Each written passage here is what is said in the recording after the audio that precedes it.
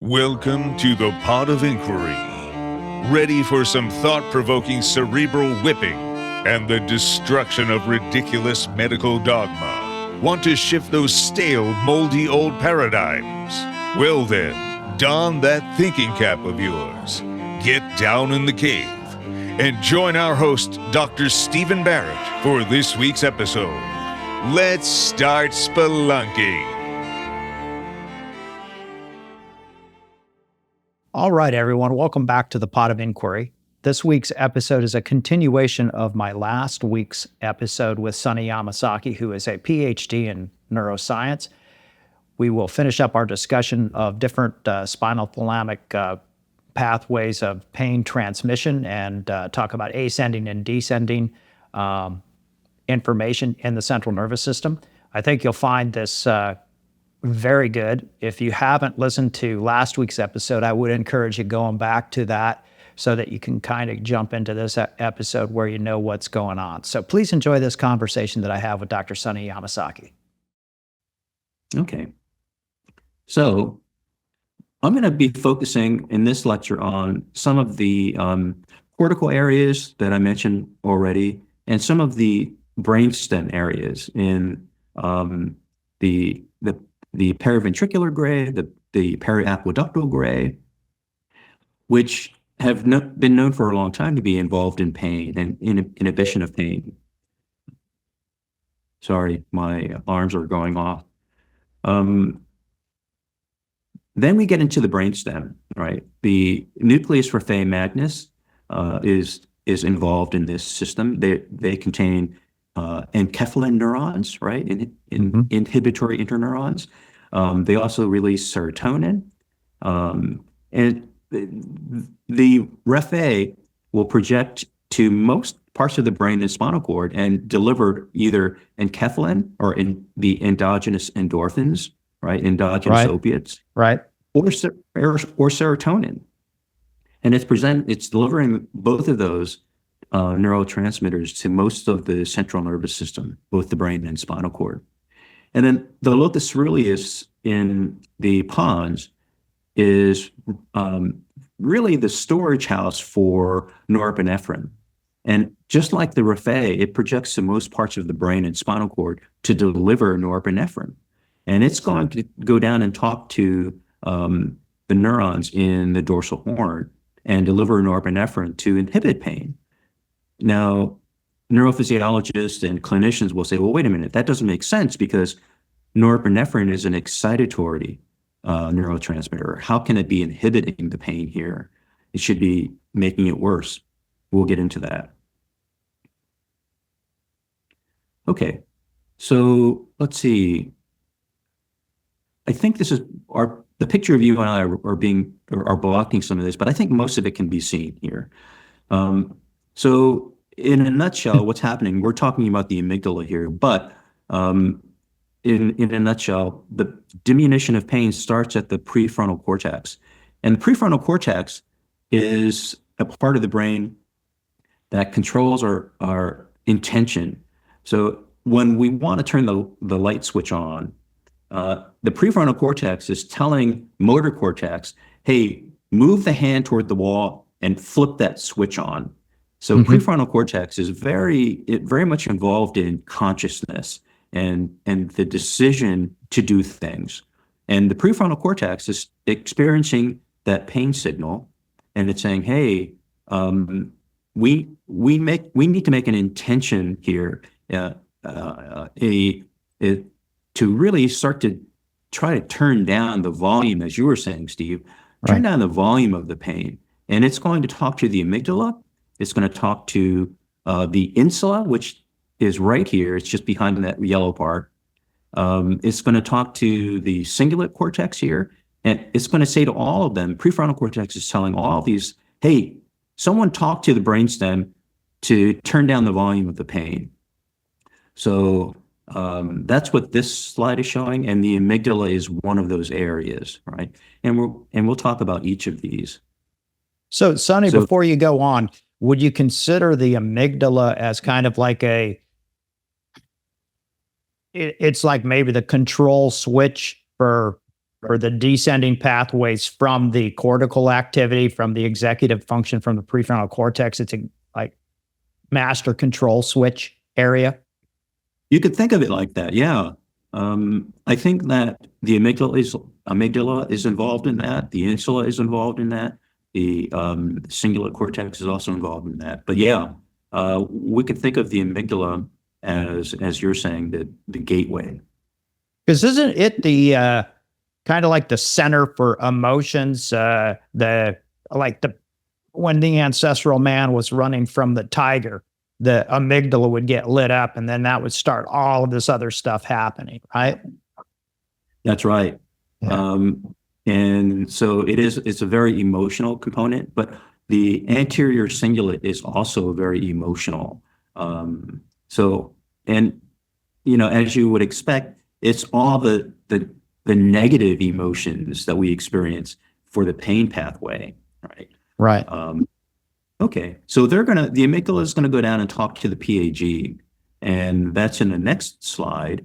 And then the PAG is gonna talk to the lower order brainstem nuclei. The PAG in itself doesn't go all the way down to the dorsal horn. That's left up to the locus coeruleus, the medulla. This is the rostro-ventral medial medulla right here. Okay. There's also a lateral medullary nucleus right here that actually sends axons down to the dorsal horn, right? And the dorsal reticular nucleus also sends axons down to the dorsal horn. These areas don't. Locus coeruleus does, but PAG doesn't. The PAG's job is to get a signal from the brain to say, someone's saying, hey, someone talk to the brainstem and turn down the volume, right? So the PAG's job is all these other nuclei to wake up and turn down the pain signals down here. Right. So the PAG, the periaqueductal gray, right here, this has been known for a long time to be involved in pain and also pain inhibition. Early studies, this one paper in 1969, showed that when you stimulate the PAG or certain parts of the PAG, either electrically or chemically, it will produce a diminution of pain so strong that in the rat, they could open up the abdomen without anesthesia and the rat won't show any signs of distress. That's how powerful the PAG's pain diminution is. Oh, and so this study and others like it was so powerful. People were saying, well, maybe we should try this in humans. We can put in a stimulator in the PAG to inhibit pain. And they did that. They started doing this in the 70s, and it worked. It was so strong that it actually diminished the pain in intractable pain patients, which is very difficult to treat with medicine, right? Right. They had to stop it though because it had some pretty nasty side effects. Some of the side effects were also painful in and of itself, and also distressing, as you can see here. So unfortunately, maybe when we learn more about the circuitry here, we can provide more specific types of stimulation for intractable pain. Sonny, do you know if that stimulation was kind of intermittent, or was it a constant stimulation?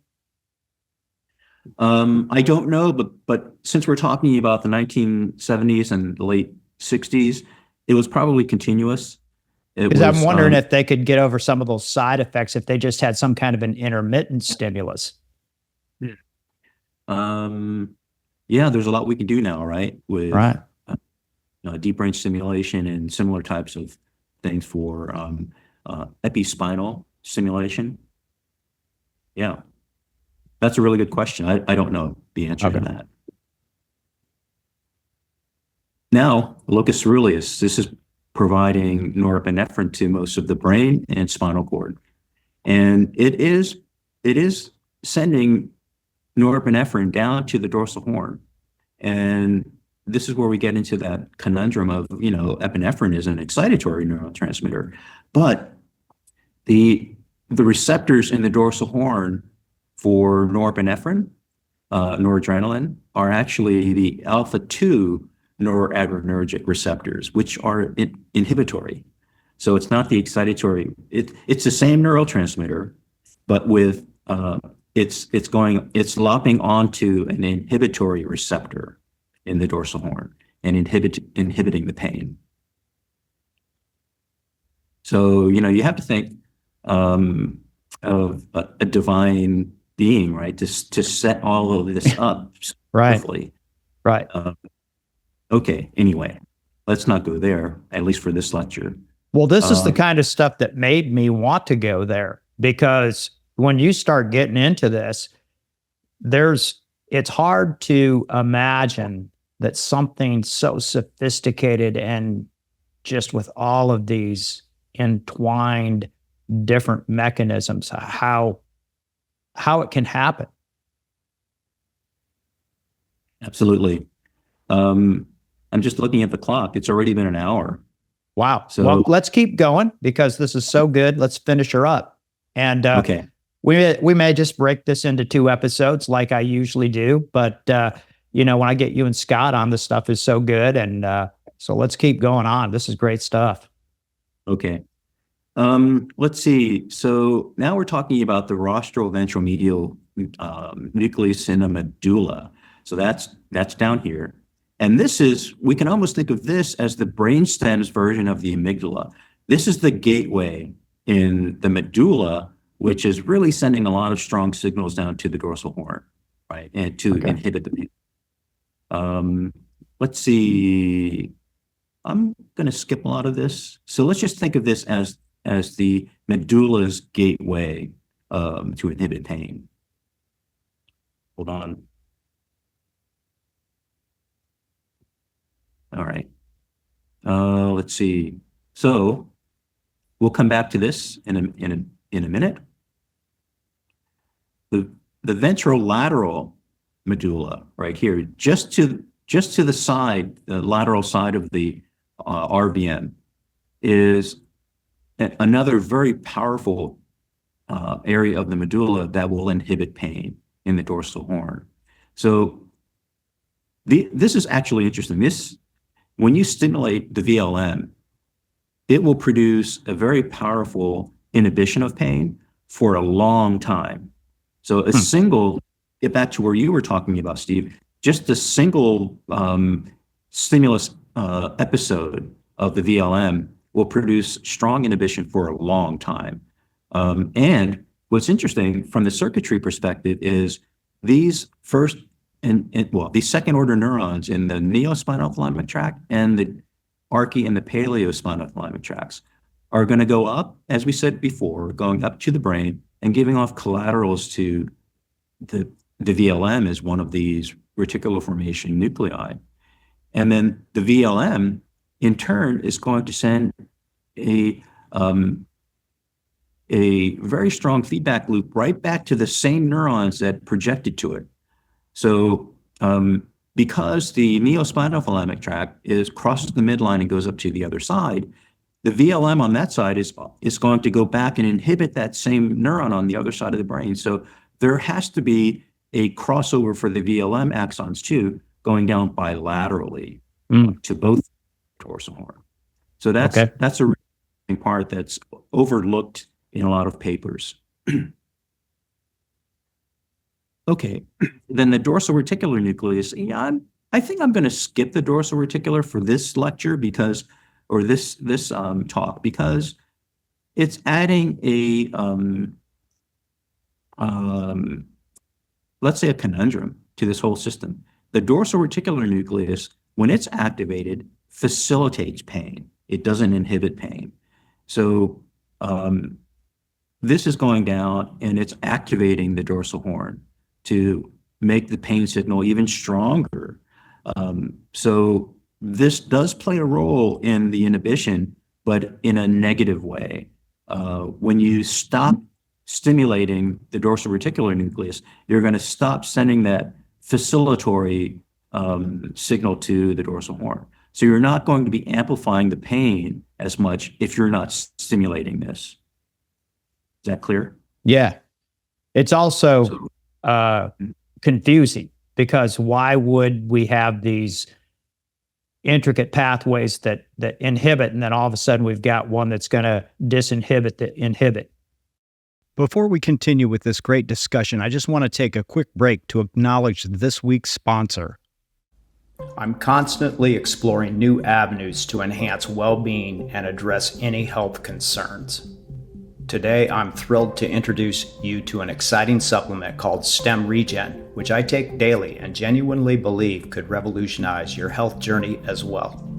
Stem Regen stands out as a game changer in the realm of wellness. Crafted from 5 potent plant extracts, it boasts a remarkable ability to stimulate the release of your body's own stem cells from your red bone marrow. Why is this significant? Well, stem cells are the superheroes of our body's natural repair system. They possess the extraordinary capacity to morph into various cell types, aiding in tissue regeneration and repair. As we age, the quantity of circulating stem cells in our system reduces significantly, impairing our body's ability to heal and rejuvenate itself effectively. Stem Regen steps in to counter this decline by kickstarting the release of stem cells into circulation, thereby bolstering your body's innate repair mechanisms. Once unleashed into your bloodstream, these mobilized stem cells actively seek out areas of damage or injury, initiating the healing process. By incorporating Stem Regen into your daily routine, you're essentially empowering your body to tap into its own regenerative prowess more efficiently. I firmly believe that Stem Regen could be a valuable addition to your wellness regimen, especially if you're seeking to fortify overall health and vitality, accelerate tissue repair, or expedite recovery from injury or illness. This first of its kind stem cell mobilizer is changing the game in regenerative medicine. Don't wait to unleash your body's innate healing capabilities. Visit stemregen.co/Dr. Steven, that's with a PH, and use the code SBPOD to get a 15% discount off your first order of Stem Regen. I'm oversimplifying the story because some of these other nuclei, like the RVM and the lateral medulla, they also have facilitatory input. They're also exciting some of the neurons. It depends on where the neurons are coming from in these nuclei, whether they're going to have an inhibitory effect or a facilitatory effect of pain. But this, in general, is going to facilitate pain, right? And why is that important? You and I, we're thinking like clinicians, and we always want to diminish the pain. But from an organismal perspective, pain is very important, right? Oh yeah, that's right. There are some circumstances where you want to fine tune the pain and in some cases make it stronger as a warning mechanism that something's happening. So let's see.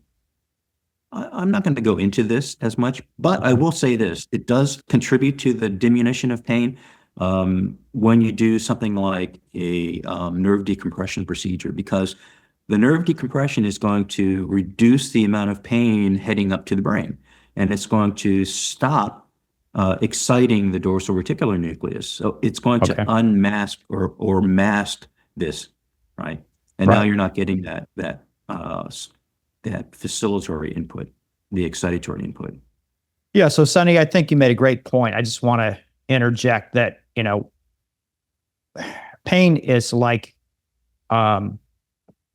we should think about pain like we think about inflammation, meaning that you have to have some component of inflammation to heal. It's just part of the wound reparation process. Without it, we wouldn't be able to live. But at the same time, you don't want to have chronic inflammation. And I think a similar analogy can be made with pain, that there is protective components of pain that keep us alive. And then there's chronic pain that is only a negative. Oh, that's right. And we're going to get to chronic pain in a bit. Okay, so let's see.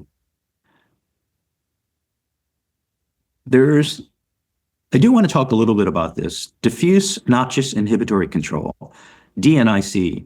This is the scenario where you can actually, let's say you have an injury on your left hand, and if you create an artificial painful scenario somewhere else in your body, it could diminish the injury pain, right?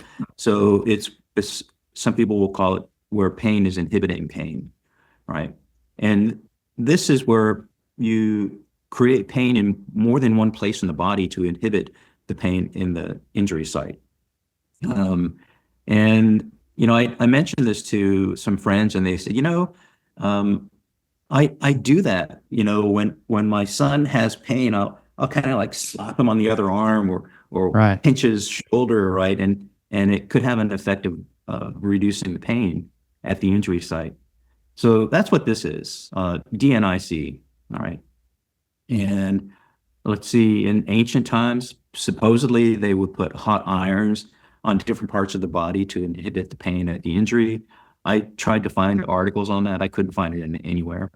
Farmers will clamp the nose of bulls during castration, right? So these are all examples of DNIC. And farmers to this day, I think, still do that. Right. Okay, so anyway, we don't have to go into the details here, but I tried to find images of DNIC like I've done with the other slides, and I couldn't find it. But what I did find was you can buy these nose clips for a cow on Amazon, right? And they're not expensive, although I guess the price adds up if you have 100 cows. Right. And you can even buy the castration tool on Amazon. A nice segue into this, right? Exactly. Okay, so these are the different areas that we just went over. They're all inhibitory except for the dorsal reticular nucleus. So what I tried to do was then explain how does the DRT, this nucleus, how does that or how is that involved in the diminution of pain, right? So I went into great detail. We're not going to do that here. Where I thought I would draw some circuitry to try to explain all of this, both the ascending pain and the descending inhibition of pain. But I'm going to skip that because, as you will see, it's really complicated and it's not necessary, I think, for this talk. So this is the same thing, but now after nerve decompression, there's no longer a pain signal entering the spinal cord. So in the dorsal reticular nucleus, it's no longer being activated. So it's not sending down that excitatory signal to the dorsal horn. And that's basically how it's involved in pain suppression. Let's see. So we'll end up here by talking about some drugs that have been designed specifically to work at the dorsal horn level, right? So these drugs are a serotonin and norepinephrine reuptake inhibitor, meaning that both serotonin and norepinephrine will stay in the synapse longer when you take these drugs. And as we said, the norepinephrine, here it is on the descending inhibitory circuit. This is coming down from the brainstem. It's releasing norepinephrine, right? Right. And so this one would be coming from the raphe magnus, right? Let's see, Ortholocus ceruleus, releasing norepinephrine into the synapse. And normally it gets taken up again by this reuptake channel. So it won't stay, the norepinephrine doesn't stay in the synapse for very long, but the norepinephrine that is there gets taken up by the alpha-2 adrenergic receptor, which is inhibitory. It's going to inhibit this second order neuron from firing and sending pain signals to the brain. So you want to keep the norepinephrine in this synapse longer. And so this drug, tapentadol, is going to block the reuptake channel. Right. So it's going to stay in the synapse longer. But tapentadol is interesting because it's also an artificial opiate. It's going to activate the mu opiate receptor on the first order neuron. So it's going to inhibit the pain signal two ways, both postsynaptically and presynaptically. So it's almost perfectly designed for the dorsal horn circuitry. It's, as you might expect, though, it's complicated. So keeping norepinephrine in the synapse longer would be very bad in the heart, right? Right. And in other parts of the body where you don't want norepinephrine around for a long time. And this will act systemically. It's going to happen everywhere. So you have to use this carefully. Okay, that's pretty much it. That was wonderful. So let's wrap that up a little bit. Let's try to summarize this. Can we go just to the regular screen now so I can see you chat with us? I'm going to stop sharing. There we go. So I think if you really try to unpack what you just presented, it's going to take a little bit of time to do because that's an inordinate amount of information. And I think the first time somebody views this, they may just be overwhelmed. But it's one of those things where if you have a general appreciation and then a general maybe bullet point summation that we have these different spinal thalamic tracts and we have inhibition pathways that are descending versus just the afferent pathways that are ascending to the cortex and the interrelation to these different nuclei. So if you had to give somebody kind of like the elevator 30-second pitch on how to think about this, just in a very simple manner, how would you explain that to them to say, all right, maybe I need to think about pain in a little bit different way, and this is how I'm going to do it? First and foremost, in explaining the DNND level 1 study, where the untreated leg improved just as much as the treated leg, the most important part is that we have to understand that the ascending pain pathway is bilateral. It's not just the neospinothalamic system. And the descending inhibitory control circuitry is also bilateral. And just understanding those 2 points will make it more understandable and more logistic that, hey, you could, because it's about bilateral system, both on the pain side and the diminution of pain side, we might be able to see improvement in the untreated leg, in the contralateral leg. Right. I think that's the most important part of this. And I think I made that point a little more clear in the lecture at AENS than I just did here, because I missed that whole point, that final point. So thanks for asking that question. Yeah. So I guess the take-home message for me is that there is a very definable, although I might not be able to define it because I don't have enough acumen in the neurophysiology space, but there is a very discrete and definite reason that people can get improvement in a contralateral extremity, even if it's from a sham surgery or just where there was no sham surgery, because this is what people started telling us. And when the first person told me this, I thought, well, this is really interesting, and just kind of write it off as them being crazy. But then after about the 10th person comes in and says, hey, my other leg is feeling better, you only operated on the right, you start to realize that there is a lot more going on here.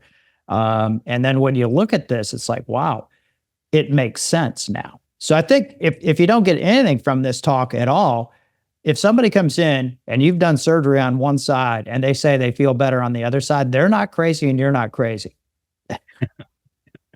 Right? Yeah, we taught at the first year medical school level that when a patient is saying that they're feeling better or feeling worse, even if there's no evidence of an injury or cause of the pain or diminution of pain, treat it seriously. Right. It's real to them. Right. And so you're reminding me to talk a little bit about the placebo effect. Yeah. So exactly. The placebo effect can also be explained by this circuitry.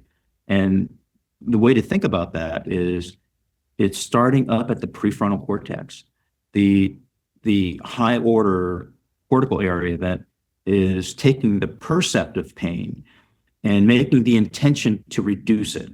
So it's the part of the brain that provides intention of either behavior or, in this case, subconscious circuitry. Right. The prefrontal cortex is saying, I'm taking this drug. It might be a placebo, or it might be the real drug. I don't know, but the you can think of it like this: that the prefrontal cortex is saying, I'm taking something for the pain. Mm-hmm. So whether it's a drug or a placebo drug or a compound, it's doing the same thing for both systems. Right. So it's prefrontal cortex is telling the amygdala, the cingulate, the insula to talk to the brainstem to suppress the pain down below.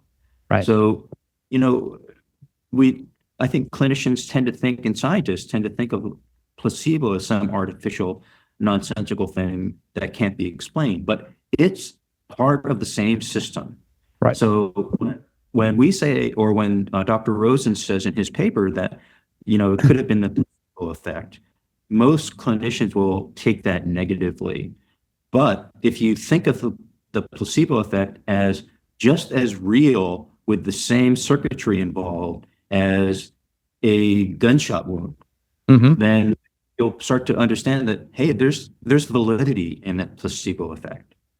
Before we continue with this great discussion, I just want to take a quick break to acknowledge this week's sponsor. The power of ketones, your body's alternative fuel. The folks at Approved Medical Solutions have done it again. That's right, with their new Clean Ketone Supplement. Imagine your body as a hybrid car capable of running on 2 different fuel sources. These molecular powerhouses cross the blood-brain barrier, providing crystal clear mental energy that many describe as enhanced focus and clarity. But ketones aren't just brain fuel. They're efficient energy sources for your heart, muscles, and other vital organs. Think of ketones as premium grade fuel that produces less metabolic waste than glucose processing. Research suggests ketones may offer additional benefits: reduced inflammation, improved metabolic health, and even potential neuroprotective properties. Approved Medical Solutions Clean Ketone Formula contains nature-identical ketones. I've been using them regularly now and notice a minimum of a 10% increase in exercise performance. To get started, go to approvedmedicalsolutions.com and use the code SBarrett to up your mental and physical game now. Right. Well, I think people use the term placebo effect or placebo as a very negative thing always. And I've always thought, I don't care how the patient gets better. If they get better, that's wonderful. But I think it's a term of like maybe just a term of ignorance that they don't really understand how these emotional pathways are definitely, you got all these things going on in the amygdala and the brainstem, and we know that pain can very quickly change emotion, maybe because it's going up to the PFC, and that's kind of where the depression harbor in the brain is, and you have all of this crosstalk going on. So I know there's been studies before where when a physician is prescribing a medication, if they would tell the patient, this is a really great drug, I've seen great results with it, blah, blah, blah, those people will tend to get better than if the physician says, well, there's this new drug, I don't know if it's worth anything or not, but why don't we try it? So there's very definitely, I think, a very real component. And I think it's kind of like the term exploitation. It brings up a negative connotation when in fact it's not necessarily negative to exploit something. I'm exploiting your knowledge and expertise right now to get the message out. There's nothing negative about that. But if I exploit somebody in a different manner, you see how the terminology can affect the perception. And I think that we need to kind of readjust our perception of what placebo really is, because it is, they've shown, how it, mood and meditation can affect different biomarkers. It's a very sophisticated thing. So for us to just arbitrarily dismiss that's placebo effect, can't be good. It's like, no, it is good if the patient gets better. Absolutely. Yeah. And I'm glad to hear that you do that with your patients, where, you'll try to boost we'll call it the placebo circuitry, right? Right.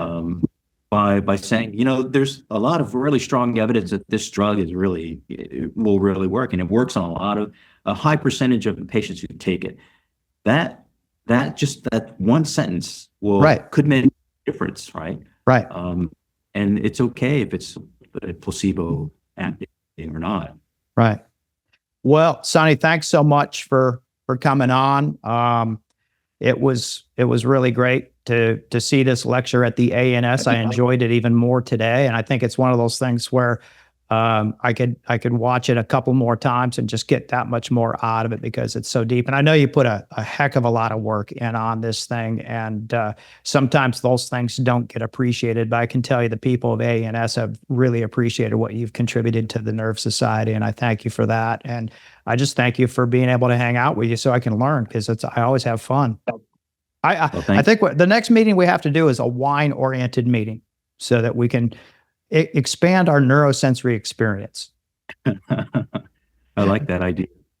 So let's see. I will say this one last thing before we sign off, and that is, after the lecture at AENS, I walked to the back of the room and talked to Dr. Rosen, the principal investigator of the DNND study. And I said, hey, we need to write a paper on this to try to convince the naysayers who are thinking that this is just the placebo effect. And he said, well, I'd like to do that. I'm really busy, but I have a friend who could write it for us. Right. So we're in the works now of writing up a sort of a complementary paper to explain the untreated legs. Fantastic. The more we can get this information out there, the better it is. And, one of the problems with, what Shai did with this, I consider it the most robust peripheral nerve study that has been done. I don't think there's anything that even comes into the arena close in that regard. But I think this will help because some people are just dismissing, especially when they only looked at the first 12 months, not out at 56 months. And I think this will dissuade some of that false understanding or false perception. You're reminding me about the 56-month results. And in the beginning of this talk, I showed that graph that where the nerve decompression treated leg continued to get better to the point where almost there's no pain at 56 months, whereas the untreated sham legs it got better at 12 months, but then sort of plateaued and stopped improving in time. And that goes back to this DNIC, this diffuse noxious inhibitor control that we talked about. That goes away after a certain period of time. There's a critical period for that, after which you no longer get that DNIC inhibition of pain on both sides.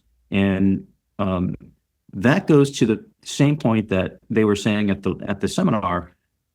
It's really important to treat these pain patients as quickly as possible, because once it progresses to chronic pain, and then it goes into crypts, as you were saying, it's very difficult to treat. And it is very treatable in early stages.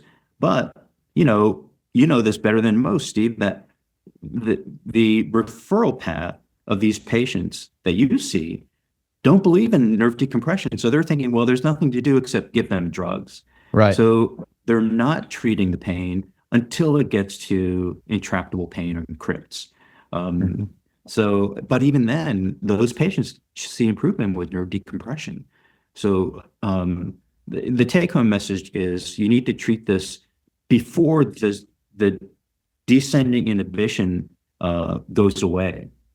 So we need to treat them within that critical period where the treatment is most effective. What would you say that critical period is, just in an arbitrary time frame? It's hard to pinpoint it, because in the Rosen study, it was after 12 months, right? Right. But in other cases, it might be as quickly as 3 months. Wow. Right. Wow. Yeah. So yeah, I think it varies. Maybe it varies on the type of pain or the source of the pain. Right. Or maybe it varies too on the emotional status of the patient that's having pain and all of the different things going on. And then, a lot of people, you'll do something for them and they will say, yeah, my pain is down to a 3. It was a 7 before. I can live my life. And then 3 months later or 5 months later or however long, they're saying, man, my pain's back up to a 7 again. So it's kind of like the brain recalibrates as it goes on. Like there's some set point after a long period of time. Yeah, I'm glad you said that, because my next project is going to be to write a book called Set Points, and Yeah. it will explain how the brain sets these set points. I'm not going to go into it here, but I think it will help people understand a lot of things, like why diets don't work, why pain will cross that threshold from peripheral pain to centralized pain, and it's all controlled by the brain's ability to create these set points into what it thinks is normal. So we'll use body weight as an example. If your body weight is, let's say, 150 pounds, and you've been that for 10 years, the brain has a set point for 150 pounds as what your body weight should be. So when you go on a diet and you lose, let's say, 20 pounds, but you don't keep it all down for a long period of time, Right. the brain is saying, oh, something's wrong. We need to bring that body weight back up to the normal. Right. And the same thing is true with temperature, right? The body controls temperature at 98.6 degrees, so to speak, in a number of ways. And it tries to maintain that body temperature. The same thing is happening with pain. If you don't treat the pain right away, let's say it goes into intractable pain. Now this high level of pain is what the brain is thinking is a normal level of pain. So when you start taking a drug to reduce the pain, the brain is saying, wait a minute, we need to bring the pain level back up to the normal set point. Right. So it comes right back again. Right. So this can be explained by practically everything that the brain controls, which is pretty much everything. Interesting. Yeah, no. Well, Sonny, thanks so much, man. I really appreciate you. And I know the audience that are, the component of the audience that is loves to geek out on neuroscience will just absolutely go crazy over this. So thanks so much. Well, I hope so. Thank you, Steve. Well, folks, if you are over 40 and you are not using a supplement to augment nitric oxide production, you should really rethink that. This molecule is absolutely imperative to the health of so many bodily functions, not the least of which is cardioprotection. If you have any question on nitric oxide, I suggest that you register with Approved Medical Solutions and begin receiving their educational emails. I never miss a day of nitric oxide supplementation. That's how important it is. Long overdue, Approved Medical Solutions created the only nitric oxide replenishment formula without oxalates. Approved Medical Solutions does not use beet, spinach, or arginine. Approved Medical Solutions is proud to offer our audience their oxalate-free nitric oxide formula. If you are not a healthcare provider, you can still get started by going to approvedmedicalsolutions.com and use the code SBarrett at checkout, and you'll receive a 10% medical discount savings. You can register to receive educational emails without any purchase. For licensed practitioners, you too can go to approvedmedicalsolutions.com and get registered today. They have unique bundles for all of the full-fledged spelunkers of the Pod of Inquiry. Use Pod of Inquiry at checkout after registration. Here's a little secret. If you order their testing strips and test every patient for a few clinic days, you will see every one of them be deficient. When they see this result, they will want you to start them up immediately. Now, thanks to Approved Medical Solutions, you can give them the best care without the worry of oxalates. I hope you all enjoyed today's show and got some truly empowering knowledge out of it. You can always follow up on anything we talked about in the show notes found at our website, podofinquiry.com. If you think you might have tickled just a few neurons inside that cerebral cortex, please spread the word to your friends and colleagues and tell them that they need to get spelunking. Also, if you can take a minute to leave a review on your podcast provider of choice, and especially Apple Podcasts, that would greatly help the show and be so appreciated, provided it's positive. And if not, then just keep your pie hole shut and stay down in that cave. Let's keep spelunking. This podcast is designed for informational purposes only and does not constitute any medical or surgical consulting advice or imply a development of any physician-patient relationship. The opinions of guests who are featured on the show are not necessarily the opinions of Dr. Barrett or the production team. This podcast is owned solely by Barrett Medical and Surgical Media, LLC. While the show is highly oriented for physicians and healthcare providers, anyone interested in the improvement of human performance and understanding will find this a welcome goblet to sip from, or guzzle. However, no representation or warranties are made in any way whatsoever on this podcast for any products, techniques, or other things discussed. Invited guests are not vetted by the Pod of Inquiry for their qualifications and may have a direct or indirect financial interest in what they present and discuss on the show. The Pod of Inquiry disclaims any responsibility from anything taken from the show and used personally or professionally. It is a responsibility of the listener to perform their own due diligence prior to the implementation of any ideas, products, techniques, or anything talked about on the show.